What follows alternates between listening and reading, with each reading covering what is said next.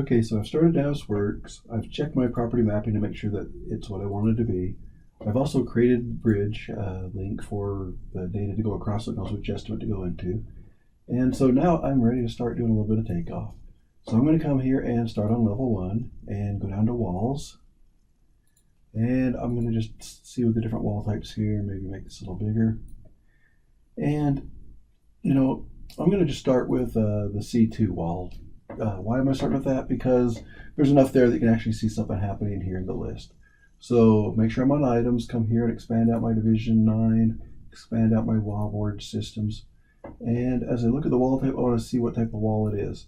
Now, here in the description it says it's 3 5/8 jip and jip on each side to deck. Now I can also come, if I have it, and bring in the 2D drawings and just double check that wall type to make sure that it's good, and it is. And so I'm just going to keep on going because it seems to be well organized there.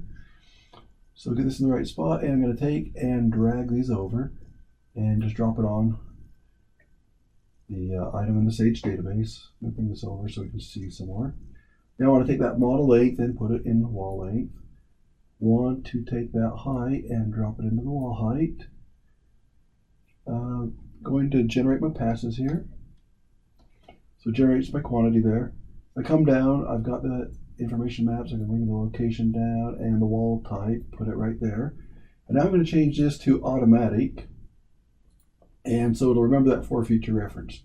I'm going to click on the green check mark and that will send it over to Sage.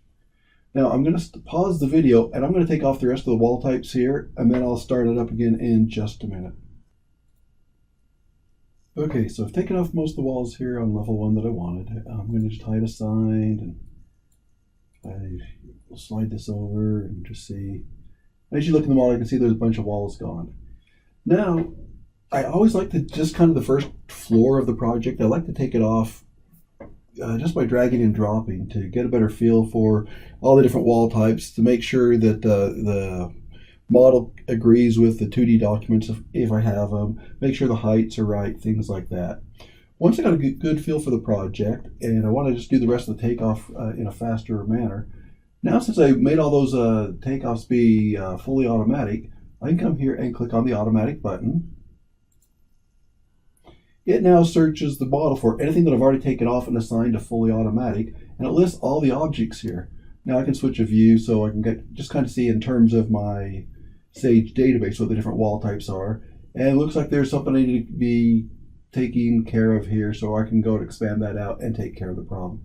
But I'm just going to let it go with these other 3 types, and I'm going to turn off hide assign, because if it's on when I do this, it slows down the process quite a bit. So I'm now going to just say send everything that's okay to go, and it will start taking off the objects.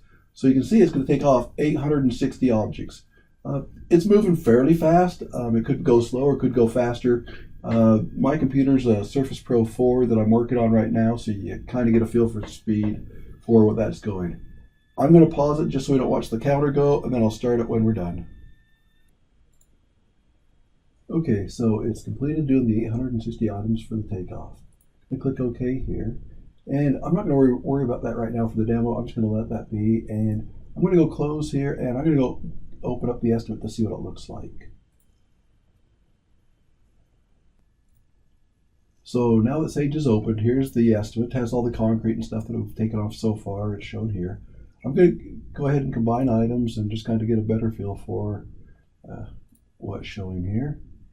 Make my columns a little wider so we can read it easier. Maybe. Okay, there we go. Now if I want to see everything by the floor, I put that in the location field, and it's combined here. So I can see I got some things that were unassigned. So somewhere in the model something wasn't assigned, so I can just see it as the exception and assign it to where I want it in the estimate.